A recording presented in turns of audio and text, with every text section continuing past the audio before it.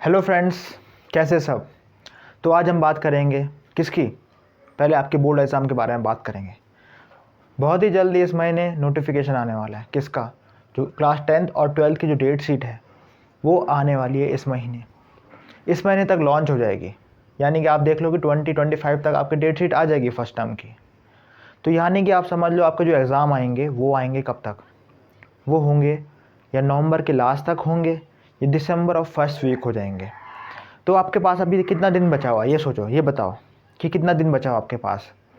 आपके पास बचे हुए हार्डली, अब देखो इस मंथ में कितने दिन में, ये मंथ 30 डेज़, 30 और 30 60 डेज़, 60 डेज़ की प्रिपरेशन आप पे लेफ्ट बची हुई है। तो आप 60 डेज़ में कितना प्रिपेयर करते हो? तो इस समय जो एग्ज़ाम है वो एग्ज़ाम कैसा है? इस समय एग्ज़ाम होंगे MCQ बेस्ड। क्या होंगे? एग्ज़ाम MCQ बेस्ड होगा। अब उसे सॉल्व करने की स्ट्रेटजी हमें बनानी है कि किस तरह से MCQs क्लियर करें, क्योंकि इस समय क्या है, रीजनिंग बहुत ज़्यादा डीपली जाने वाली है, ठीक है। और रीजनिंग अगर सही तरीका देखो तो इस एग्ज़ाम के लिए प्रिपरेशन के लिए आपको चाहिए स्ट्रेटजी। अभी से आप स्ट्रेटजी बना लो।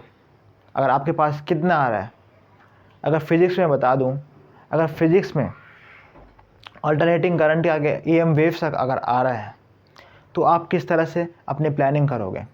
सबसे पहले मैं बात करूँगा किसकी, मैं आपको इसमें थोड़ा सा स्ट्रैटेजी बताऊंगा। इसके बाद जो मेरा नेक्स्ट वीडियो आएगा उसमें पूरी कंप्लीट स्ट्रैटेजी बताऊंगा किस तरह से न्यूमेरिकल सॉल्व करना है, ट्रिक करना है और रीजनिंग करनी है, ठीक है। तो पहली बात समझ लो कि जो एग्ज़ाम आने वाला है वो MCQ बेस है, ठीक है। तो इसमें देखो स्ट्रैटेजी फिजिक्स में क्या हो सकता है, फिजिक्स में बता रहा हूँ। फिजिक्स में सबसे पहले क्या है, फिजिक्स में सबसे पहले बता रहा हूँ आपके पास क्या हो सकती है, रीजनिंग। रीजनिंग अगर आपको स्ट्रॉन्ग है, रीजनिंग कभी स्ट्रॉन्ग होगी बताओ, जब आप जो टेक्स्ट बुक है, जो आपके रिफ्रेशर है, अगर उसकी एक एक लाइन पढ़ना शुरू कर दो। क्योंकि बहुत बार क्या करता है, टीचर स्किप कर देता है इन सब चीज़ों को, और जब भी एग्ज़ाम में आती है तो वो उन्हीं डीप कॉन्सेप्ट से आती है। तो यानी कि हमें क्या करना है, जो बुक्स हैं तो पहले उससे कॉन्सेप्ट पढ़ना शुरू कर लो, जो डीप कॉन्सेप्ट है उसको पढ़ना शुरू कर लो, ठीक है। दूसरी स्ट्रैटेजी है, आपको सारे फॉर्मूले याद होने चाहिए। अगर आपको पूरे फॉर्मूले याद हैं तो आपका न्यूमेरिकल भी हो जाएगा और उससे आपकी आधी रीजनिंग भी हो जाएगी।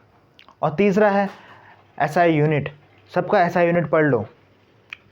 SI यूनिट यानी कि जब फॉर्मूला आएगा तो SI यूनिट भी निकल जाएगी और डायमेंशन भी निकल जाएगी, ठीक है। डायमेंशन वाला वीडियो मैंने बनाया था। तो यानी कि आपको क्या करना है, परफेक्ट स्ट्रेटजी के साथ चलना है, प्लानिंग वाइज चलना है, तो तब जाके आपका कॉन्सेप्ट पूरा होगा, ठीक है। मैं भी कैसे करा रहा हूँ क्वेश्चन, मैं करा रहा हूँ टॉपिक वाइज क्वेश्चन करा रहा हूँ। अभी ड्रिफ्ट वेलोसिटी करा रहा हूँ ताकि आपको फॉर्मूले मेमोराइज हो जाए। तो आपको परफेक्ट स्ट्रेटजी क्या करना होगा ये बताओ। पहले आपको अपना प्लान बनाना होगा कि आपको किस दिन कब तक ये टारगेट पूरा करना है। यानी कि 60 डेज़ का आप पूरा डाटा बना दो। 60 डेज़ में आपको किस तरह से प्लानिंग वाइज पढ़ना है। तो 60 डेज़ मान के चलो आपका फर्स्ट टर्म एग्जामिनेशन होने वाला है, ठीक है। तो यानी कि 35 मार्क्स और 15 क्या मिलने वाले हैं, प्रैक्टिकल से मिलेंगे। जो स्कूल टीचर जब प्रैक्टिकल करवाएगा तब मिलेंगे 15 और 35 मार्क्स आपके हाथ में है। तो आप कितना स्कोर करते हैं ये मैटर करेगा। तो स्टार्ट करते एक टॉपिक। तो मैं आपके सामने एक टॉपिक लेके आया हूँ किसका, ड्रिफ्ट वेलोसिटी का। ड्रिफ्ट वेलोसिटी मैंने बहुत वीडियो बनाई है, मैंने एक लाइव सेक्शन भी किया था। तो ड्रिफ्ट वेलोसिटी देखो कैसे करेंगे। सबसे पहले ड्रिफ्ट वेलोसिटी क्या होती है थोड़ा सा बताऊंगा, कॉन्सेप्ट मैंने बता रखा है इससे पहले। मैंने कहा ये हमारे पास क्या है, ये कंडक्टर होता है। क्या है? ये कंडक्टर है। ये कंडक्टर में अगर बैटरी से ज्वाइन कर दूं तो ठीक है, तो यहाँ से करंट फ्लो होगा, पॉजिटिव से नेगेटिव होगा। तो ये direction of current and electric field ये है। तो जिस तरफ करंट जा रहा है उसके उल्टे में या पॉजिटिव है तो इलेक्ट्रॉन कहाँ होंगे, ड्रिफ्ट, इस तरफ ड्रिफ्ट होंगे। क्या होंगे? इस तरफ ड्रिफ्ट होंगे। तो किसी ना किसी वेलोसिटी से ड्रिफ्ट होंगे तो उसको बोलेंगे हम ड्रिफ्ट वेलोसिटी। क्या बोलेंगे? ड्रिफ्ट वेलोसिटी, ठीक है।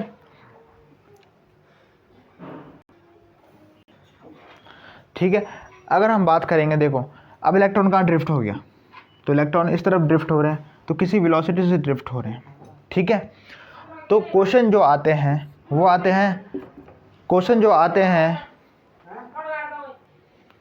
तो हमारे पास क्या, ये करंट है। क्या है? करंट। तो करंट और ड्रिफ्ट वेलोसिटी का रिलेशन क्या होता है? NAVD, ये रिलेशन होता है, बहुत ही इंपॉर्टेंट रिलेशन है, ठीक है। अब देखो क्वेश्चन में क्या है, तो डायग्राम का काम हो गया, तो मैं डायग्राम को रब कर देता हूँ, ठीक है। तो ये ड्रिफ्ट वेलोसिटी समझ में आ गया क्या होती है। देखो अब देखो क्वेश्चन में क्या दे रखा, करंट हमारे पास 5 एम्पियर की, करंट है 5 एम्पियर की। दूसरा है a current of 5 ampere is passing through a metallic wire, area of cross section. अब एरिया ऑफ क्रॉस सेक्शन कितना है इसका, 4 × 10⁻⁶ metre square. If the number of density of electron n जो हमारे पास है वो है 5 × 10⁻⁶ मीटर-3, ठीक है। Find the drift velocity. अब देखो क्वेश्चन में n a और ये भी दे दिया, और इलेक्ट्रॉन का चार्ज हमें पता है 1.6 10⁻⁻19 कूलाम होता है। क्या होता है, 19 कूलाम। तो अगर हमें ये सारी चीज़ दे रखी तो बहुत ईजी फॉर्मूला है, ठीक है। अब देखो तो पहले हम इसे ये निकाल लेते हैं, ठीक है। सबसे ईजी वाला क्वेश्चन मैं करा रहा हूँ स्टार्टिंग से। तो देखो हमें क्या निकाल, हमें पता है आज दे रखी 5 एम्पियर की, n कितना दे रखा हमें, n हमें बता रखा 5 × 10⁻26 इंटू एरिया कितना दे रखा हमें 4 × 10⁻⁶ Vd और इंटू इलेक्ट्रॉन का चार्ज 10⁻, इसको साइड रख दो, ठीक है, -19।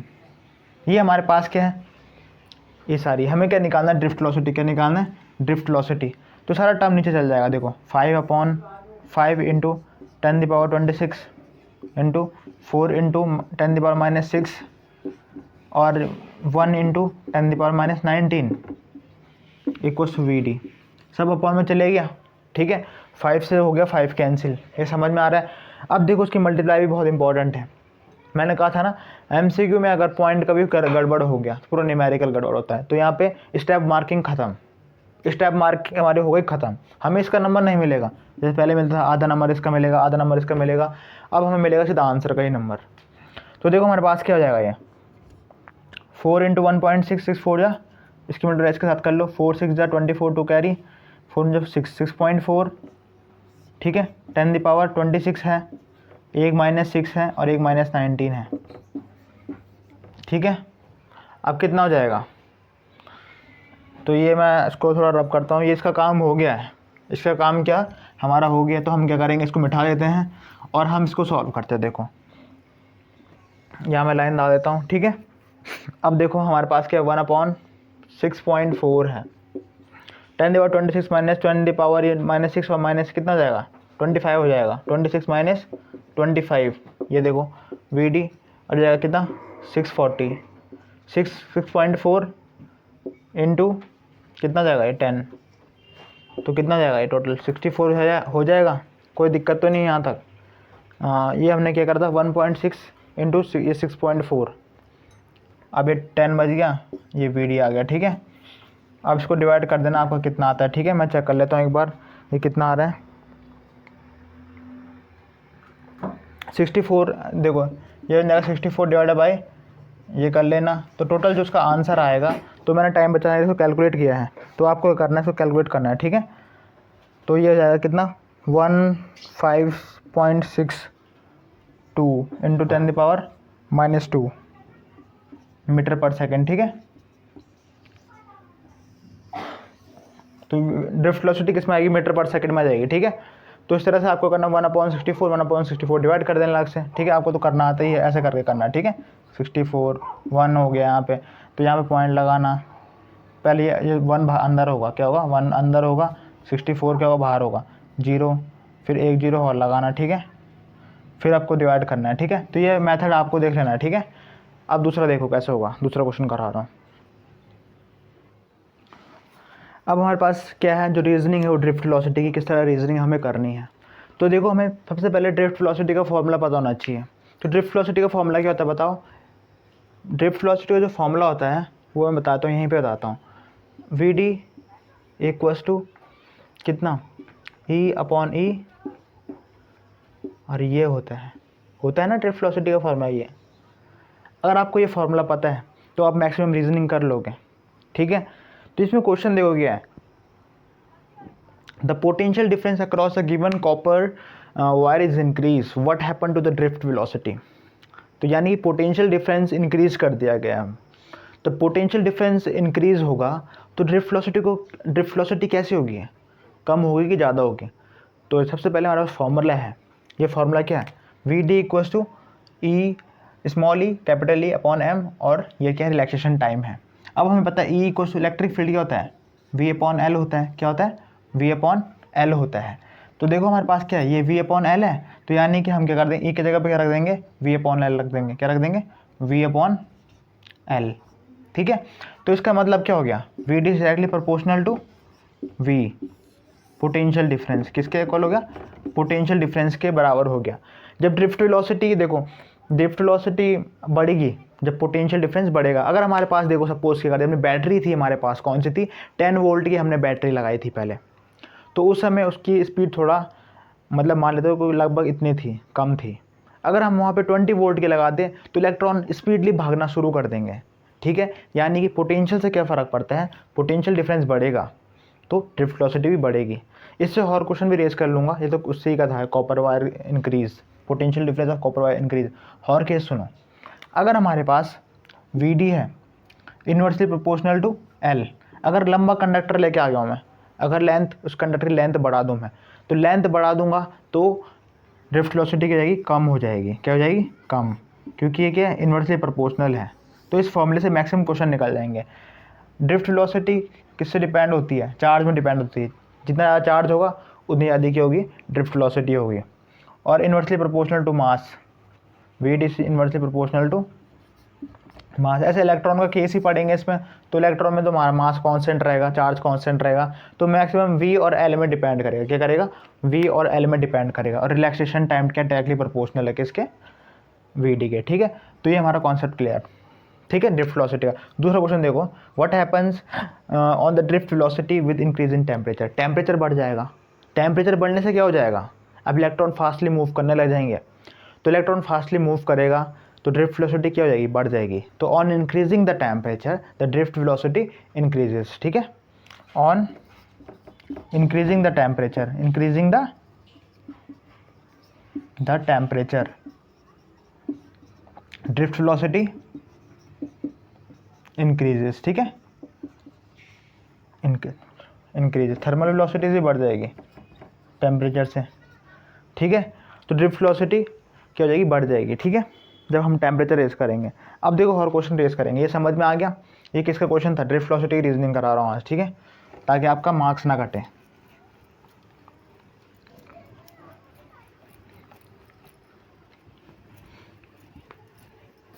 तो ड्रिफ्ट वेलोसिटी की जो एसआई यूनिट होती है मीटर पर सेकंड ही होती है। क्या होती है, मीटर पर सेकंड होती है। कोई पूछेगा ड्रिफ्ट वेलोसिटी की एसआई यूनिट क्या है, तो एसआई यूनिट क्या होती है, मीटर पर सेकंड ही होती है। अब एक और फॉर्मूला है हमारे पास ड्रिफ्ट वेलोसिटी का, I equals to n a v d e. कभी कभी इससे भी रीज़न पूछ लेते हैं। तो देखो हमारे पास वी डी है, तो आई इक्वल्स टू, मैंने अभी क्वेश्चन भी कराया था इससे पहले इसका ना, एन ए ई और साथ में क्या है, वी डी। तो यानी कि हमारे पास एरिया बढ़ेगा, देखो करंट बढ़ेगा तो ड्रिफ्ट वेलोसिटी भी बढ़ेगी, तो ये डायरेक्टली प्रोपोर्शनल है किसके, करंट के। अगर वी डी नंबर ऑफ यानी करंट डेंसिटी बढ़ेगी तो क्या जाएगी, कम हो जाएगी ड्रिफ्ट वेलोसिटी, तब वो ड्रिफ्ट नहीं होंगे। इन्वर्सली प्रोपोर्शनल है किसके, एन के। नंबर ऑफ डेंसिटी, कितने ज़्यादा इलेक्ट्रॉन्स वहाँ पे प्रेजेंट है, ठीक है, उस कंडक्टर के अंदर, तो वो एन डेंसिटी बताएंगे। क्या बताएंगे, डेंसिटी। देखो हमारे पास क्या है, यहाँ पे एक और बात समझ लो डेंसिटी का, यहाँ पे कितने हैं, 1 2 3 है, और यहाँ पे कितने हैं,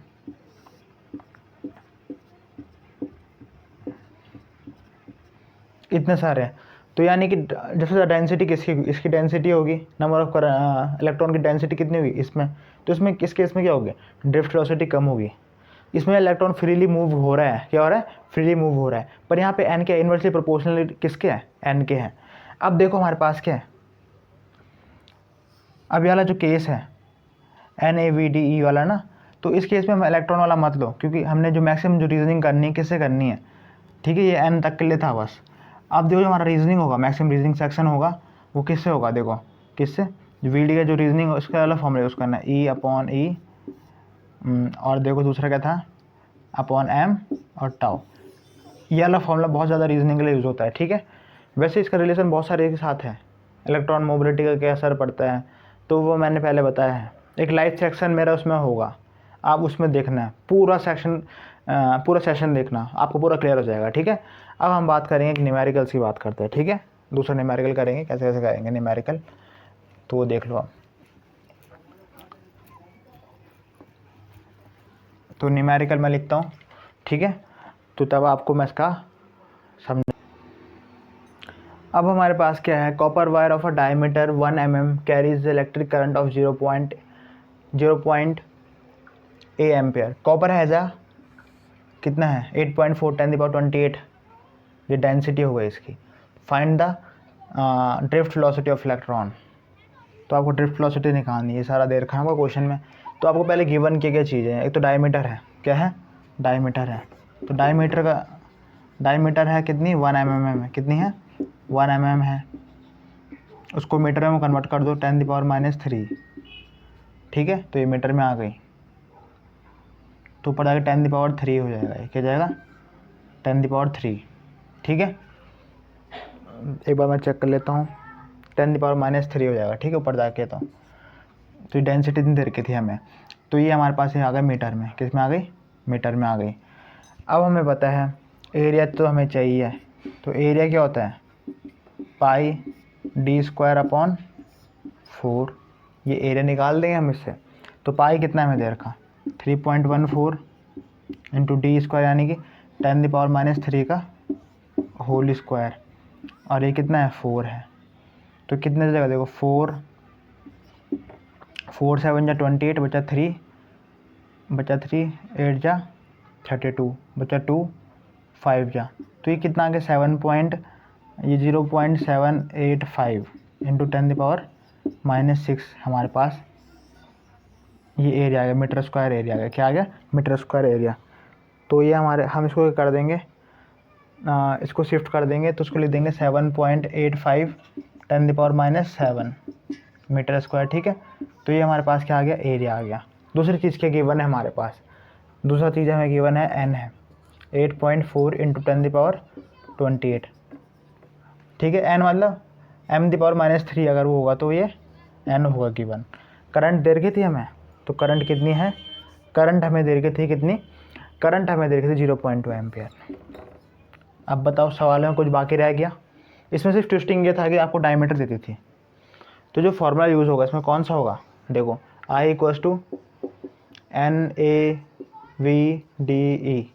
इलेक्ट्रॉन का चार्ज आपको बता देता हूँ, इलेक्ट्रॉन का चार्ज कितना आ जाएगा, तो E की वैल्यू होगी 1.6 10⁻⁻19 हो जाएगी, क्या हो जाएगी 19 कूलाम हो जाएगी। तो आपको क्या दे रखा है, आपको दे रखी करंट, क्या दे रखी current, n is the number of electrons, current sorry density दे रखी है यहाँ पे यार, ठीक है। कॉपर है 8.8 डेंसिटी ऑफ फ्री इलेक्ट्रॉन्स हो गई। ये ए इज द एरिया हमने निकाल दिया, वीडी हमें कैलकुलेट करना है, ई हमें पता है, ये पता है, ये पता है, ये पता है, ये पता है, तो हमारा वीडी निकल जाएगा, क्या निकल जाएगा वीडी। तो मैं ये सारी वैल्यूज़ यहाँ लिखता हूँ। तो हमारा जो एरिया है, एरिया कितना आ गया हमारे पास, एरिया है 7.85, तब मैं सॉल्व करूँगा ना उस तरफ 10⁻⁷ मीटर स्क्वायर, और ये जो n है वो कितना है 8.4 10⁻28 ठीक है, मीटर-3, और I कितना है 0.2 और E कितना है 1.6 ठीक है। अब हमें कैसे करना है इसको, अब देखो, तो हम इसको रब कर लेते हैं। अब हम फॉर्मूला लगाएंगे, ये चीज़ें हमें मिल गई है सारी, ठीक है। तो हम इसे सॉल्व करेंगे, तो आपको कैलकुलेशन थोड़ा मजबूत रखनी है, इसमें स्पीड अप करनी पड़ेगी कैलकुलेशन, ठीक है। अब देखो क्वेश्चन में हमें पता है I = क्या होता है, मैंने बताया था आपको NaVDE। तो I कितना दे रखा हमें, I हमें दे रखा 0.2, क्या दे रखा 0.2, N कितना दे रखा हमें 8.4, ये देखो N लिखा मैंने साइड में लिखी वैल्यू और क्वेश्चन में भी लिखी वैल्यू, ठीक है 10⁻28 ठीक है।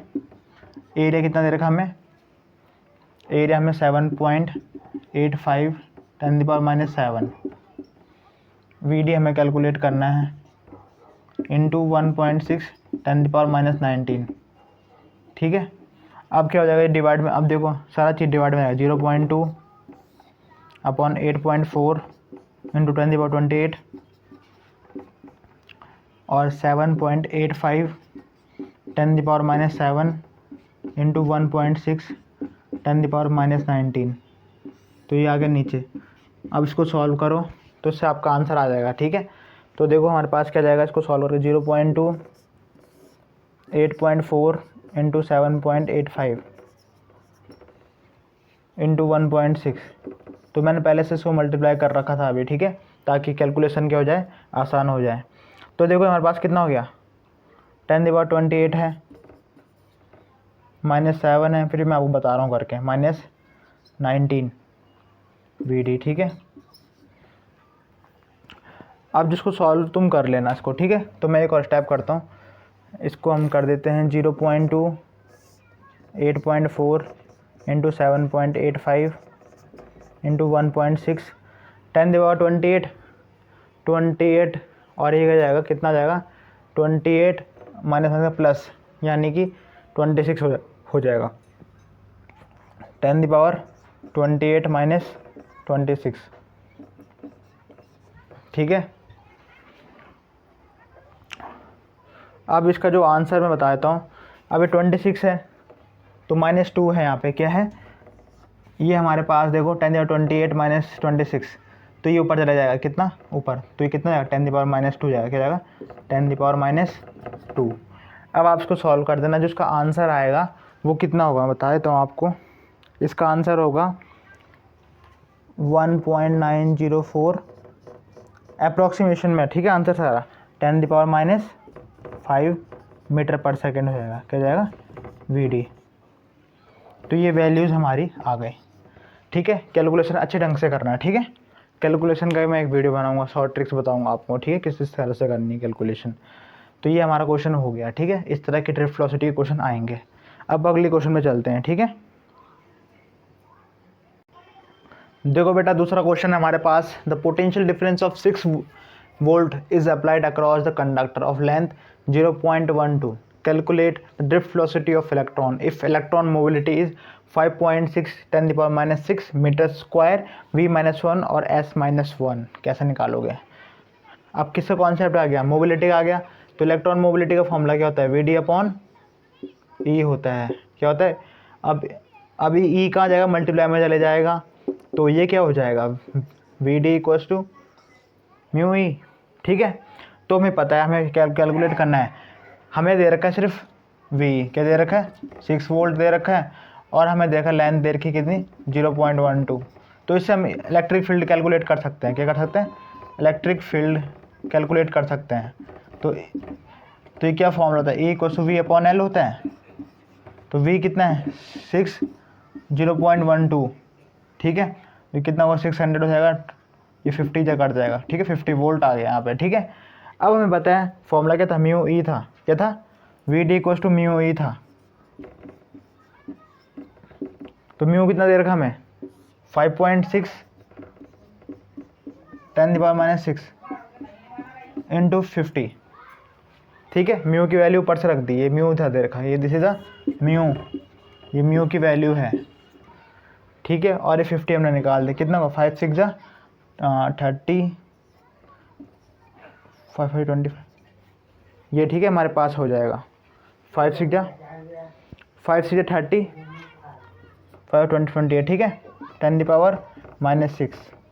अब 2.8 कर दो इसको, 10⁻⁻4 इज़ आवर आंसर। तो ये हमारा आंसर आ जाएगा। तो VD = 2.8 10⁻⁻4, ये होगा ना आसान तरीका। अब कोई बोलेगा इसकी ऐसा यूनिट निकालो भाई मोबिलिटी की, तो ये क्वेश्चन यहाँ पे बन गया, देखो कैसे बनेगा। तो देखो हमारे पास क्या करना है, E की जगह V/L रख दें, कोई दिक्कत यहाँ तक। E की जगह हमने क्या रख दिया, V/L रख दिया, यहाँ पे E की जगह V/L। अब हमें इसे पता है ड्रिफ्ट वेलोसिटी क्या होती है, मीटर पर सेकेंड, इसकी क्या होती है, वोल्ट होती है, पोटेंशियल डिफरेंस इसकी क्या होती है, मीटर। तो ऊपर जाएगा तो कितना जाएगा, मीटर स्क्वायर V-1 और S-1 इज़ अ ऐसा यूनिट ऑफ मोबिलिटी। तो ये भी निकल गया। तो ये भी कभी ऐसा यूनिट पूछ ली जाती है किसकी, इलेक्ट्रॉन मोबिलिटी की। था नहीं इजी क्वेश्चन। तो दूसरा क्वेश्चन करते हैं अब, ठीक है। अब हमारे पास जो क्वेश्चन है वो हमारे पास क्या है, current of 2.4 ampere flows through a wire of a cross sectional area 1.5 mm square, find the current density in the wire if the wire contains 8 × 10⁻28 free electrons, calculate the drift velocity. ठीक है, ये आपको करना है। तो आप कौन कौन करेगा इस क्वेश्चन को, देखो पढ़ के ढंग से पढ़ लो एक बार इस क्वेश्चन को। क्वेश्चन में क्या लिखा हो, किसका क्वेश्चन है पहले बताओ। ये करंट डेंसिटी इस पर दे रखी है, क्या दे रखी है, करंट डेंसिटी हमें दे रखी है। तो करंट डेंसिटी का जो फॉर्मूला होता है वो क्या होता है, पहले मेमोराइज़ करो सब इसको। दिख रहा है ना क्वेश्चन, मैं स्क्रीन से हट गया हूँ पूरा, इसको पढ़ो पहले। तो सबसे पहले हम क्या करेंगे ये बताओ, एरिया ऑफ क्रॉस सेक्शन बदल दो, 1.5 इंटू 10⁻⁻6 कर दो, ठीक है। कितना हो गया ये, मीटर स्क्वायर हो गया, क्योंकि 1 mm में कितना हो गया, 1000 हो जाता है, क्या हो जाता है, 1000 हो जाता है मीटर, ठीक है। फिर स्क्वायर भी है ना यहाँ पे, तो उसका स्क्वायर भी कर देना, ठीक है। फिर इसका स्क्वायर भी कर देना, जो भी होगा तो ये आ जाएगा। मैं आपको हिंट दे देता हूँ, ठीक है। तो जो हमारे पास जे होता है, करंट डेंसिटी का जो फॉर्मूला होता है वो होता है I/A। क्या होता है, I/A होता है। तो देखो I/A करंट डेंसिटी मिल गई हमें इस फॉर्मूले से। करंट डेंसिटी को I हमें पता है कितना है, 2.4 है, क्या है, और एरिया कितना है, 1 पॉइंट। ये क्वेश्चन आपके लिए है, ठीक है। लास्ट में फॉर्मूला ही बता दूंगा मैं आपको किस तरह से करना है ये। तो करंट डेंसिटी आ जाएगी, ये इसकी यूनिट क्या होती है, एम्पियर पर सेकंड होती है। क्या होती है, एम्पियर पर, देखो करंट की होती है एम्पियर और एरिया की होती है मीटर स्क्वायर। तो आंसर क्या आएगा, जिसको सॉल्व करके आंसर आएगा। अब हमें पता है ड्रिफ्ट वेलोसिटी का जो फॉर्मूला होता है VD = JNE, ठीक है। और साथ में एरिया भी होता है इसका, ठीक है। क्या होता है, JNE होता है, ठीक है, सिंपल स्मॉल ई होता है JNE। अगर आपको ये पता है तो आपका न्यूमेरिकल हो जाएगा। जे आ गया तो जे करंट डेंसिटी ये होगी, एन ये दे रखा होगा, ये दे रखा होगा, तो VD = JNE। इससे आपका क्या निकल जाएगा, इससे आपकी ड्रिफ्ट वेलोसिटी निकल जाएगी। जे तो ऊपर से मिल जाएगा, एन आपको दे रखा होगा यहाँ पे, नंबर ऑफ इलेक्ट्रॉन्स कंटेन्स, इतना हमारे पास क्या है एन। और ये कितना हमारे पास इलेक्ट्रॉन, ई हमें पता है 1.6 10⁻⁻19, ठीक है। तो ये ई की वैल्यू भी आ गई। तो आपको मैंने पूरी चीज़ बता दी, आपको ये न्यूमेरिकल करना है। तो इसको न्यूमेरिकल जो आएंगे वो करंट डेंसिटी, मोबिलिटी से कहीं से भी आ सकते हैं, रेजिस्टिविटी से भी आ सकते हैं, ठीक है। तो अगर आपको और क्वेश्चन प्रैक्टिस करना है तो मुझे कमेंट करना है, ठीक है, तभी मैं जाके और क्वेश्चन बताऊंगा, ठीक है। Thank you.